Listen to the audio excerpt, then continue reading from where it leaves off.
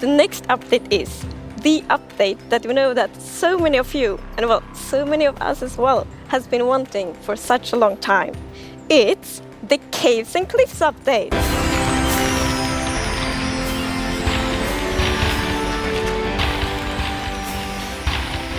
It must feel amazing to be able to tell everyone that.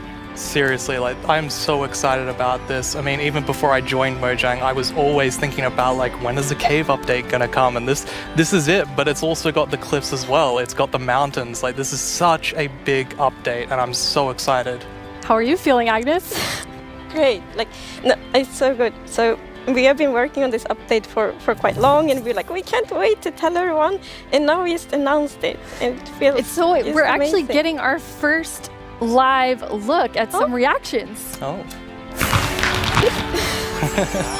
Okay, that's very cute. So cute. Those mobs are very, very excited.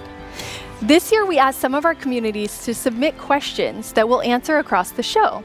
This first question definitely feels like something everyone wants to know. Mi pregunta es, ¿por qué se han tardado tanto en actualizar las cuevas y cuándo llegarán? En verdad que hemos estado pidiendo esto por muchísimo tiempo. Why has it taken so long? Like Brandon, I've been waiting a long time too. Yeah, that's a very good question. So since this update really is the update, like we have been dreaming about it for so long, so it felt so important for us to do it right. Like we don't want to rush it. But now we feel it's the right time. Like we have spent the time we need to really like understand the vision we have for the update, and also to make sure that we understand what the community actually wants. And we've also like planned around it to make sure that we really can work together with the community to make this and like as epic update as possible. And we have also hired some new amazing developers to the team. And you're one of the amazing developers, Brandon. Yeah, I joined this year in January, and I actually came from the community. I used to do modding for 10 years. One of the first mods I worked on was the Aether, which is like a dimension that added sky islands and stuff. And yeah, I'm just so happy to be here and work on an update this epic. I'm so happy to have you. We have another creator question. Hi, I'm the Pink Diamond Diva, and this is my question.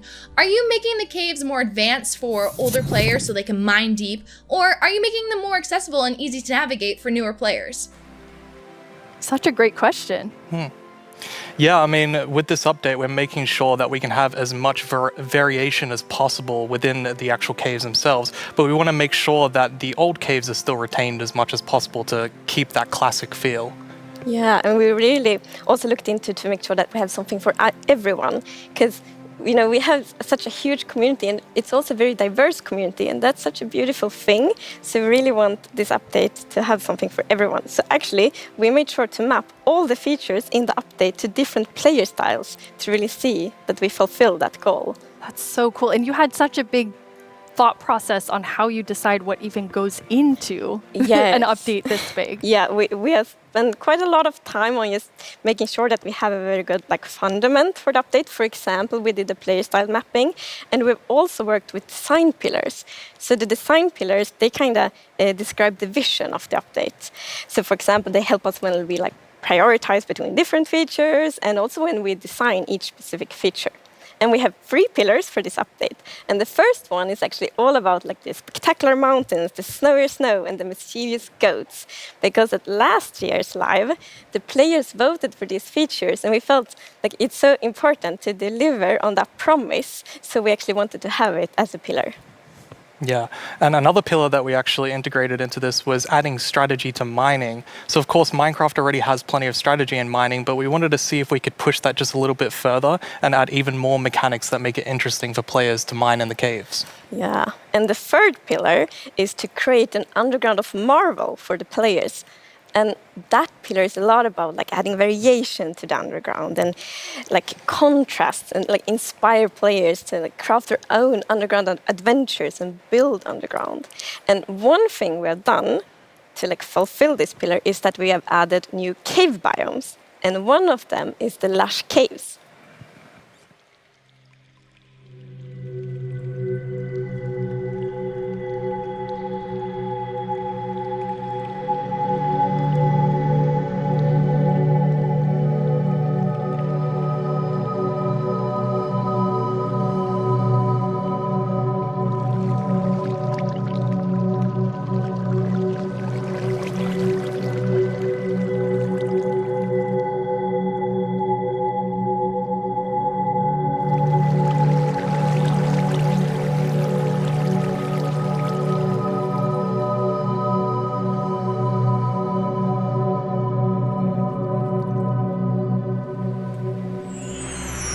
It's so beautiful. It doesn't feel cave-like. Yeah, I mean, we wanted to make sure that, of course, in Minecraft, all the original caves, they're pretty much the same. There's not much variation in terms of vegetation or different features inside of it. So for this, we wanted something which is a bit more like light and lush and actually has vegetation. And I mean, I think it looks amazing. It's gorgeous. What was the inspiration behind it? So we were thinking about, okay, so how should it feel when you are in a lush cave? And we wanted to be like, so you feel like very tiny inside like a big garden or big forest. So like when you look up, it's actually like vegetation above you, it's vegetation around you. And one source of inspiration we had is actually a Swedish painter called John Bauer, because in his paintings it's always, or often at least, like a tiny character, and then it's like huge forest, and you see like the bottom of the trees because the vegetation is like so big compared to the character. And you're adding so many new plants in the lush caves. Yes, so I don't know if you saw, but there was this new tree that was actually above on the overworld, and this is called an azalea tree. So it's a unique type of tree that it'll be easy to spot for players, and if you actually find this and start going down its roots, you will find a lush cave there. So this is another part of adding strategy to mining, where there are certain landmarks which will allow you to understand what you're doing in the game. Cool. And another one of the new blocks is a block called Spore Blossom. And it's that you maybe saw it in the video. It's a big pink flower that you find in the roof of the lush cave. And it will drip particles from that flower, but it will also actually feel like a big volume around it with particles. So it's similar to the particles that we added to the nether biomes in the nether update. But the cool thing here is that you can move the flower if you want to and get these particles anywhere you want in your world. So you can actually be very creative with that. That's so awesome. And the lush caves have a real glow to them from one of the plants. Yes. So there are vines in the lush caves, and they have glow berries on them, and these are actually a light source. And you can also pick them and eat them if you want to. Nice. Yes. And another plant we actually have is the drip leaf plant. And you can actually see that they can kind of grow from like water or anywhere else. And they grow quite tall, but they have like a little plant on the top that you can actually hop onto. So the idea of the mechanic behind it is that the leaf will actually tilt down when you stand on it too long. So this will actually make you fall through. However, after a few seconds, it'll come back up. So it's kind of this like platforming block that allows you to just, continue platforming over and over again, which I hope is really exciting for, content creators making maps. Yeah, you can build like your own platforming levels, and then they will repair themselves. That's kind of neat. It's so beautiful in there. And there's actually a mob coming to the lush caves. Yes, there is. But we will actually not tell you about this mob now, because in the end of the show, we will show even more features coming to the Caves and Cliffs update. And then we're going to show that mob. This is the first time we have so much that we're actually splitting the update section into two at the beginning and towards the end of the show. It's amazing. Yes. Yeah, it's exciting. You've also worked on improving the cave generation. Yes. Yeah, so as you can see here, I mean, this is drastically different to what caves used to look like. And there's definitely still the old style of caves, but we wanted to make sure that there was much more variety in the sort of caves and the shapes and the sizes you could get. And even here, you can see that there's some water underground. Yes. So we actually added something we call local water levels. So in one cave might find like a cave lake, and another cave might not have that one. And this also means that we get naturally generated waterfalls, which is so pretty. And it also kind of gives like new ways to traverse the underground. You can actually go cave rafting.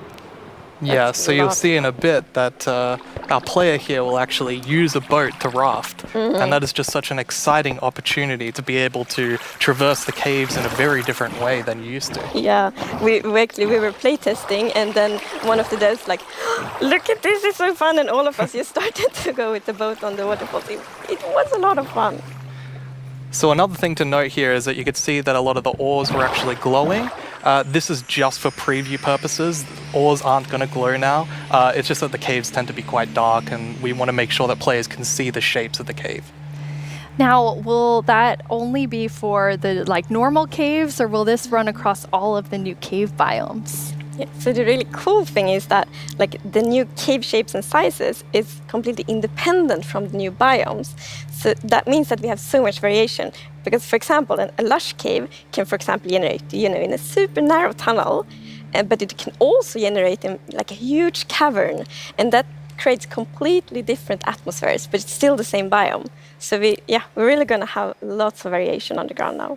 You've been calling two of the different cave types spaghetti and Swiss cheese? Like that's how varied the caves could be? Yes, I mean, there are so many different variables of how the variation works. And I mean, it has even more variation than the overworld itself. It's just crazy. It's a lot. Yeah, some of the caves, for example, have really cool pillars, and some are more like flat, some are tall. Lots of variation. Very nice. And you have another new cave biome to show us. Yes, so we have the Dripstone Caves biome. And whenever I think about the idea of a cave update, the image of stalagmites and stalactites comes into my head. But adding these are pretty difficult. It's a very unique shape that Minecraft isn't really accustomed to. But I think the way that the artist put it into Minecraft works quite well.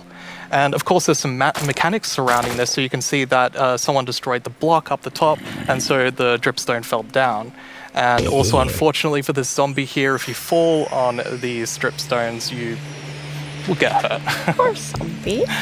There's another interesting mechanic in the dripstone caves. Yes, so maybe you saw in the video that like from the stalactites, you could see that it was like dripping water. So actually, if you put a cauldron under a stalactite, it will fill up with water. So it's renewable water. And how do you remember which is stalactites and stalagmites? Well, that's a very good question. It has been very tricky to remember that, but I think I learned. So we actually, it's hold on tight to stalactite. I was going to say the wrong one. So stalactite is in the roof and stalagmite is on the floor. Perfect. Yeah. We've been practicing that, all of us. For a long time, like even. And you have something really amazing in this update for the sort of redstone engineers out there. Yes, so we've actually been thinking about this redstone block that lives in the deep dark, a new biome at the deepest depths of the world. We're not going to talk about this biome too much today, but we are going to show some of the blocks and maybe later a mob that comes from it. So if we look at the video, we can actually see that it's basically this growth, and this is called the skulk blocks. And one of the blocks is called the skulk sensor. This is the new redstone block. As you can see, when you place or destroy a block, or if you have footsteps, it'll actually detect the vibrations around and then emit a redstone signal. So this is going to be very interesting for redstone players. We even have a mechanic around it where you can actually use wool with wool occlusion to essentially prevent signals from being able to get into the skulk sensor. So let's take a look at that now.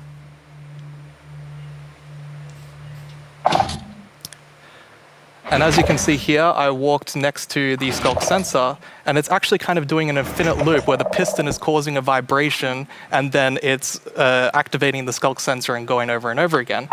But here, I've actually put a wool block in between the piston, which prevents the signal from going to the skulk sensor. This can allow you to even do sort of directional skulk sensors where you can put wool blocks on each side and only allow it to detect vibrations in front of it. And vibrations can be so many different things. It can be a snowball hit, it could be an arrow, it could be footsteps, it could be blocks, anything. So cool. Yeah. And another thing, we had a bit of a happy accident with this because we realized that we get wireless redstone thanks to the skulk sensor. Yes.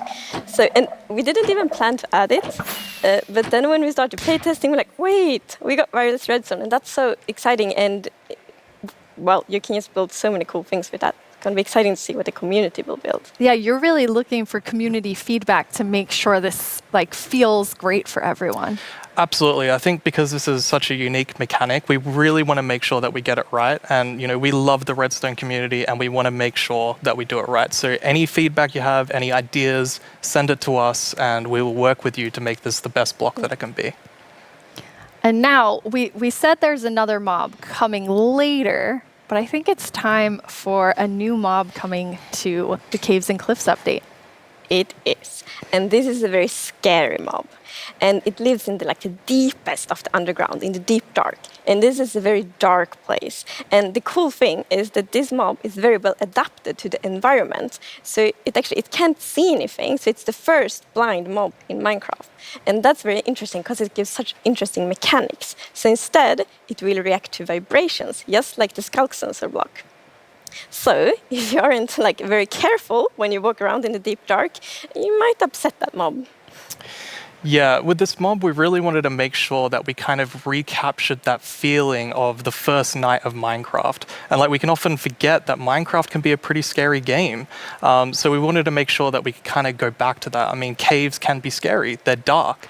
And all I'm going to say is that when you go into the deep dark, I want to make sure that you're very quiet and watch closely for the Warden.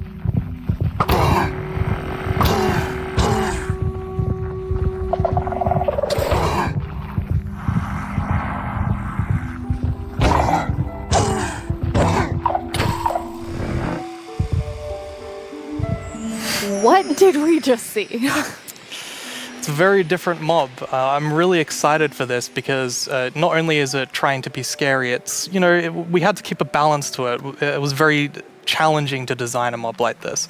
Another thing that's really important to note is in that video, I was wearing full netherite armor, so it's very powerful. You definitely want to watch out. Yeah.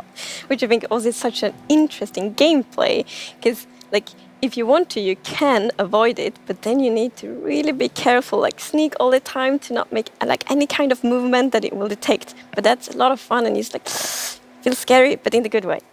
And you wanted to kind of take everyone back to that first night experience with the Warden.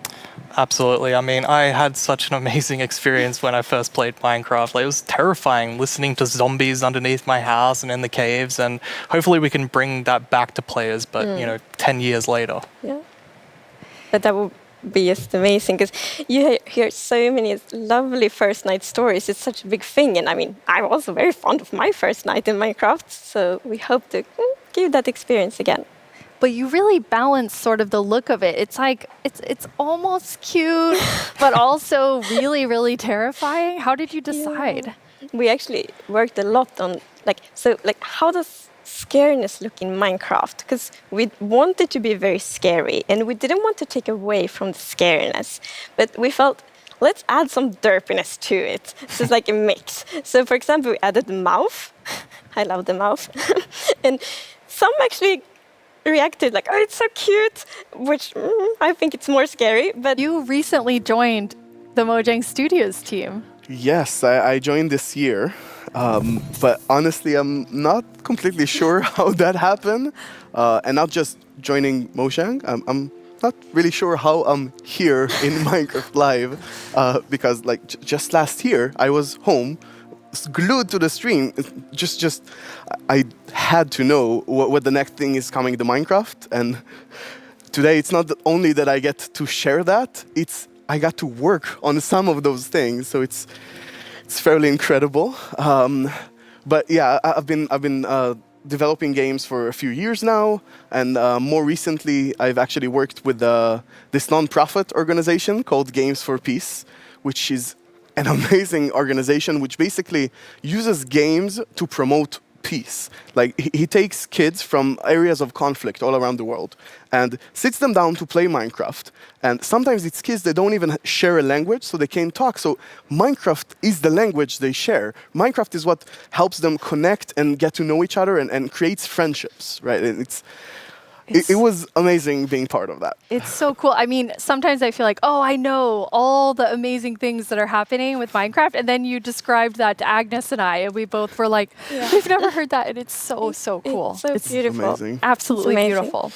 So in this update, you've been really looking at like filling out the caves even more. Yes, so there are even more things to show. And in the things we showed so far, it's a lot about like improving the journey underground, but of course we also want to add like new things to find, like new resources, and one of them are crystals.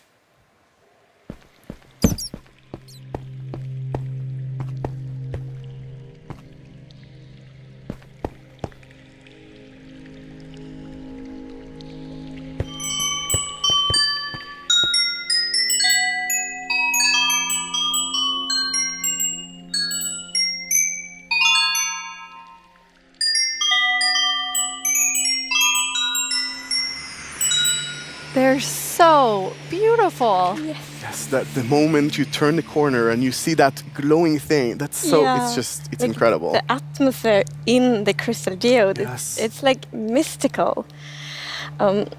Yeah, they're so pretty. And we were thinking a lot about like what is the purpose for crystals in Minecraft. And one thing is like they should have a use, and we will talk more about one of the usages soon. But the other thing is a lot about just adding a lot to the experience of exploring. And we want them to be quite rare. So when you find them, it's really gonna be like magical, because they're just beautiful. And you know, when you walk on the crystals, you hear these sounds.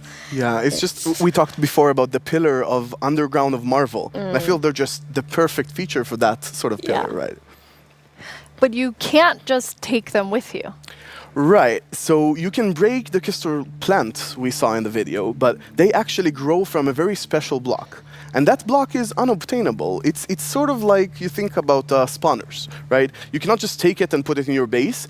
It makes you go and build farms all around your world. And that also encourages you to create tunnels between them and find out ways of transferring those items from place to place. And I just love those sort of features that really encourage other gameplay in the game. As an explorer myself, I'm very excited about finding all of these. And you mentioned a usefulness to them. Oh, yeah. Yes. So from those crystal plants, you get crystal shards items, and you can actually use them to craft a telescope.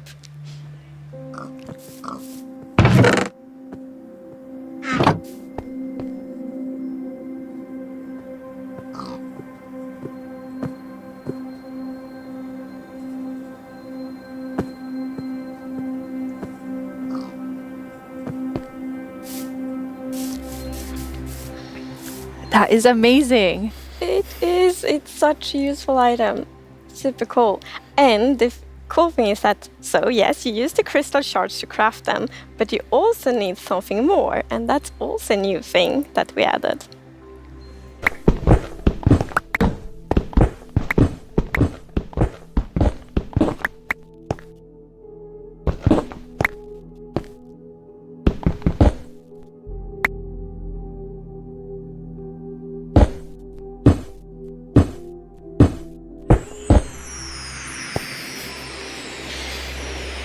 Copper.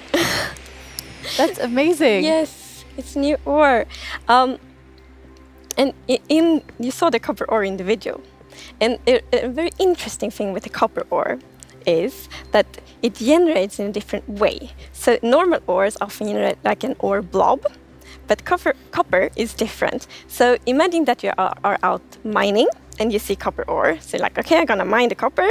And then you see some stone. It's like, they look a bit different. So you continue to mine. And then you find another copper ore.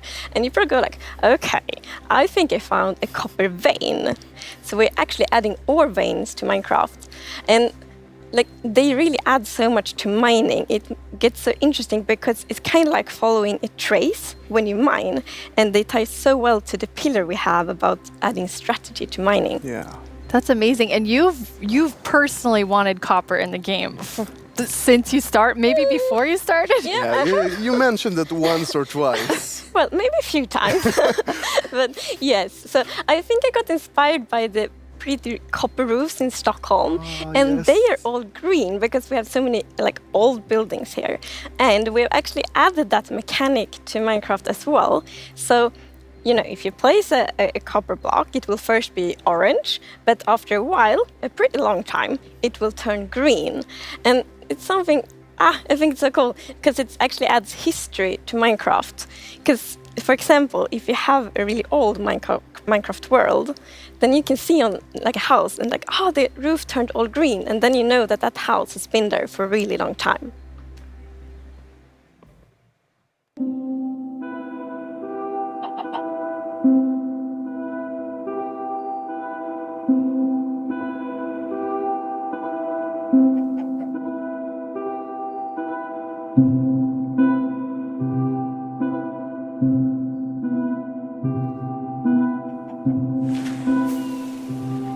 And copper won't only be used for the telescope. You actually have another really cool thing that you'll be able to craft with it.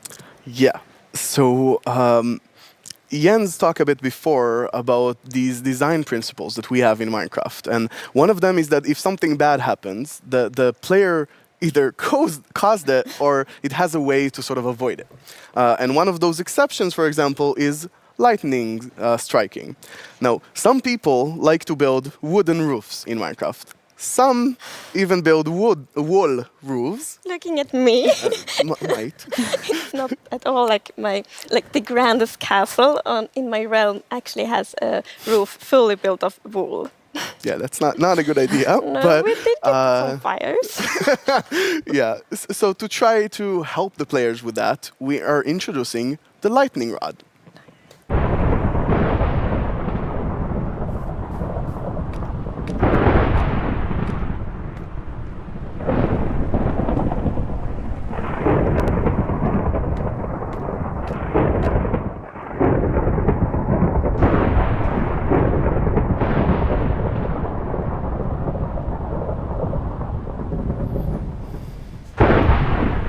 That is very useful for all the wool roofs out there.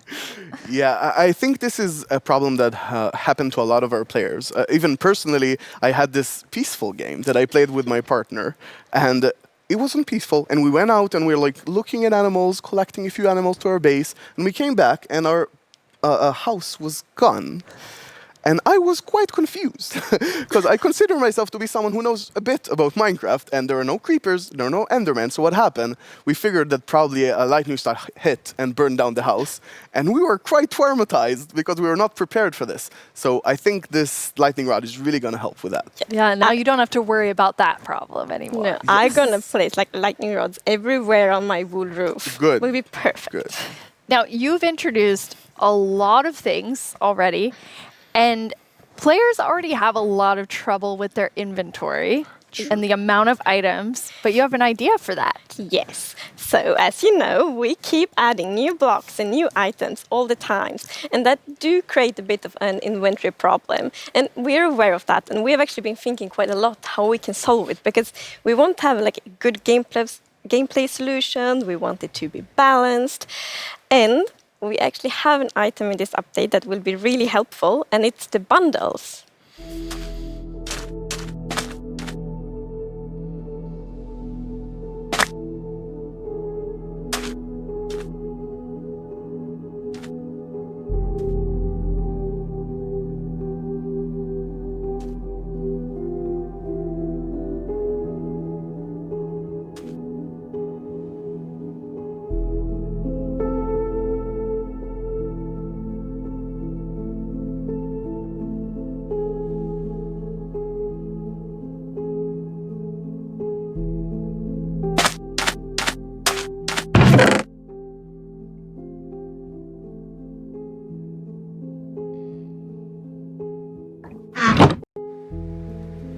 bundles. Yeah, this is awesome. It's such an elegant solution as well, and I love it. I think we spend a lot of time talking about the inventory problem, and I think one of the biggest takeaways there was that this is not actually one problem. It's constructed from a lot of sub-problems. For example, hotbar management is one problem.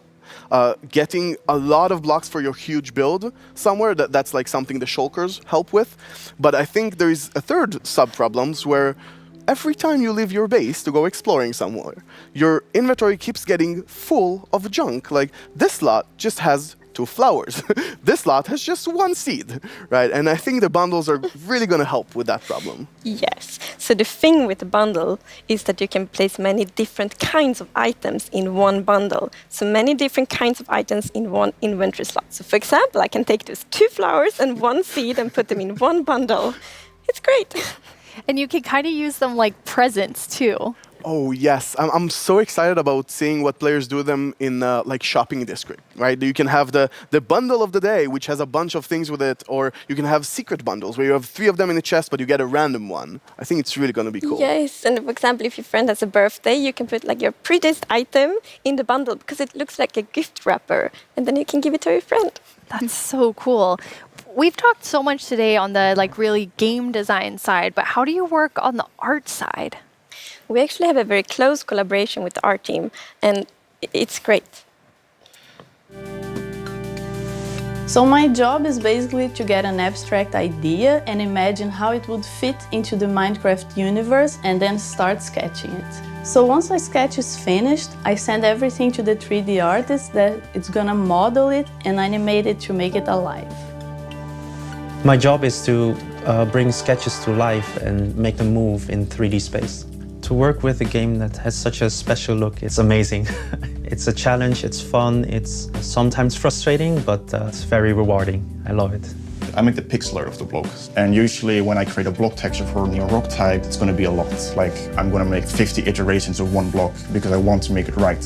Every block is like a building block for people's imagination, right? So I try to like pour a lot of love in each block to make sure that people can create what they want.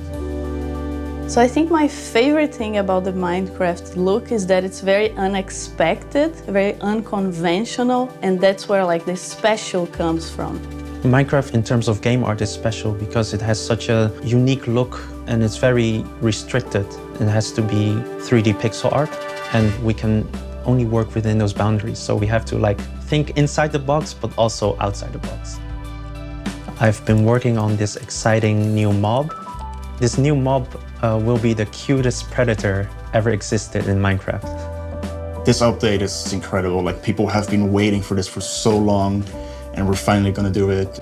I hope that the community is really, really happy about it. I hope they have a lot of new stuff to play with, and I hope that they're excited to see some concepts as well.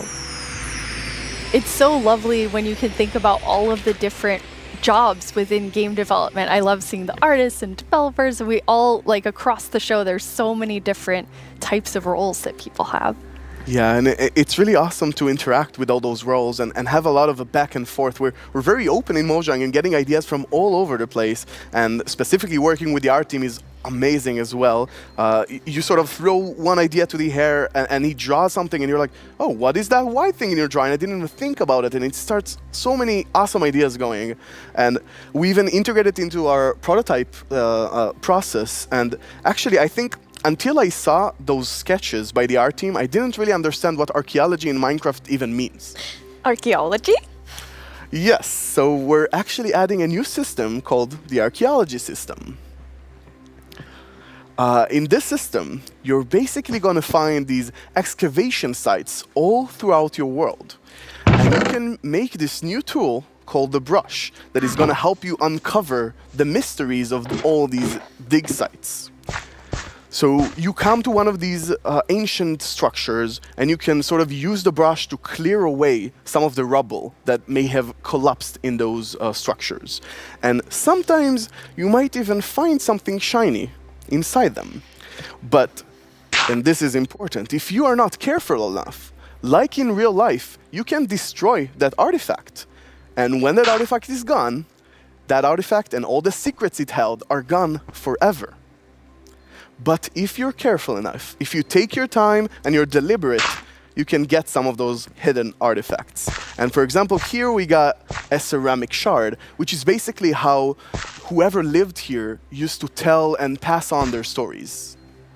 I love the story sides of the archaeology, because we often talk about that we want to deepen the mystery in Minecraft. And when you find these hidden artifacts, you kind of find like connections and hints. And we will never tell the full story, but these will inspire the players to tell their own stories about their own Minecraft worlds. Exactly. I think it's going to be really exciting to see what players do with them. For example, here we see an exhibition that someone built for this, where he can compare all the different clues he finds, right, and try to preserve whatever was down here, and he can compare what we found with whatever new thing, and sort of try to connect the pieces, right? And here we see those pieces connected in a clay pot, actually trying to reconstruct them back. And you can create that however you like. You can create your own stories or try to guess how those pieces used to connect. Yeah. It's also so fun to be very creative with these new pots, because you can put the shards in any way you want. Exactly. And when you're pleased with your creation, you can fire them up and you have your own painted clay pot. Pretty. So, Nir, is this programmer art still? Yeah, the art we're seeing is still work in progress, but I personally like the dragon. I think it's cute. Yeah, it didn't say programmer art isn't pretty. Yeah, the problem is the artists are way too good. Yeah. Right? They just make us look bad. I don't know. Archaeology is amazing. I mean, the excavation site is so incredible. I'm so excited about this. I've spent a lot of time about it, and I actually got to do a lot of awesome conversations with actual archaeologists from all around the world, and it's been, honestly, I sort of feel like I got so passionate about it myself that their passion sort of stuck to me, and it was so amazing to learn more about this, and I'm really excited to see where it goes from here. And you have a dev diary coming out on our YouTube channel where you kind of explore all of the archaeology even more. Yeah, it's honestly really, really exciting. So I had so much fun with this, and I learned so much that I decided that it can't stop with me. So we're going to do a dev diary when we're actually going to talk to those archaeologists. And actually, we might even get to visit some interesting locations. That is amazing. Well, it feels very sad, but we're almost out of time. But we've been hinting at a new mob like over the course of the show, like 3 or 4 times. So are you going to tell us about it now, yes, please? Now we're going to tell you. It's the cutest predator you will ever meet.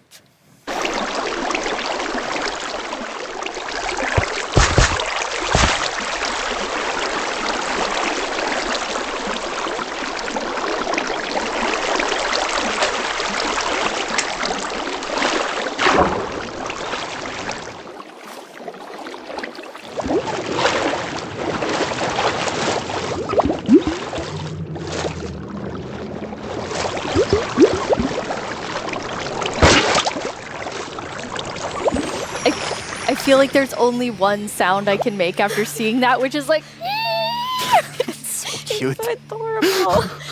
The axolotls. how did you decide on axolotls? So, when we add a new mob to Minecraft, we really wanted to have like its own unique character. We wanted to have purpose. And it's also a very good thing if it happens to be ugly cute. And the axolotl is perfect. It has all of these things. Well, I guess on the ugly cuteness, it might be quite a big emphasis on the cute side, but still. And we actually had a brainstorm in the team. So we were like, okay, we're going to add goats, but we want to add another animal. And then one of the developers posted like a big picture of an axolotl. And we all went like, yes. Yes, this right Perfect. now. It's like the definition of ugly cute. It's like made for Minecraft. Perfect. And then we also found out that axolotls are endangered in the real world. And we think it's good to add endangered animals to Minecraft to create awareness around that. So that's also a good thing. Like with the bees. Yes, like with the bees last year, for example. But yeah, so the axolotls, as you saw in the video, they live in the lush caves, and they really add a lot of life to the lush caves. And there's also a bucket of axolotl. I didn't think it could get cuter, I know. but That is just so cute. I don't know how to handle it, but it's so cute. So when you're walking around in the lush caves and you see some axolotls, then you can actually scoop them up in your bucket and take them with you. So maybe you build like a pretty aquarium for them in your base, or maybe you bring them to your ocean adventure.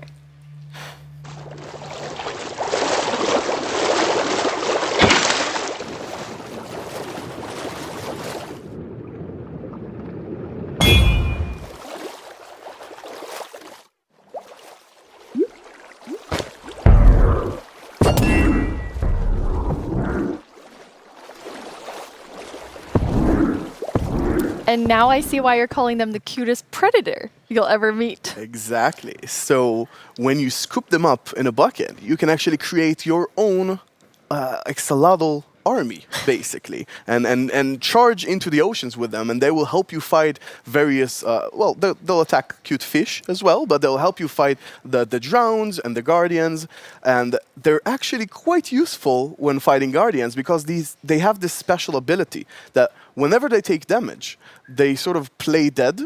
And when they're playing dead, no mob will actually attack them. So they have this time to regen back help and then jump back into the fight together with you.